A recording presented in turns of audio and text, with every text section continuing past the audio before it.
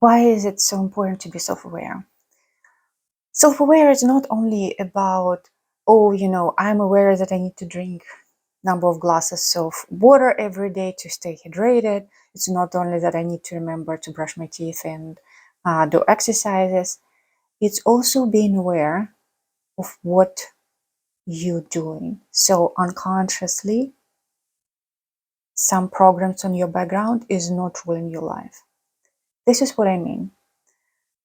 If you find yourself that you are dislike some people, you are like bombarding, how could they? They're just sitting in their butt doing nothing. And of course, they're not getting something. And that is why they are in shitty relationships. And I hate them and I don't know why. That is the moment to be self aware, to wake up. Whenever emotionally something on your background attracts you and it sparkles inside of you, in psychology we call it shadows, but what happening is that it's resonate within you for a reason. It means that I need to ask a question, how is that about me? So you're taking what triggers you in reality and turning into yourself and asking yourself, how is it about me? Okay, I hate this person because they're sitting on their butt, they're doing nothing, that's all that they are going to do X, Y, Z, that, and they just like did only A, nothing, like no B, no nothing. And of course, this is where they are. And I'm trying so hard, I'm doing my best. But here's the point, I didn't reach where I wanted to be.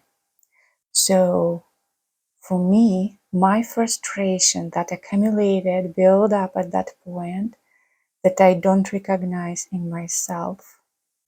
But I know that I haven't reached my goal. And because of this, I'm frustrated because I'm investing in myself, I am trying different angles, I'm doing all that I can. But when I see that people don't do, it's just like, fuck, how could you? You need to do it.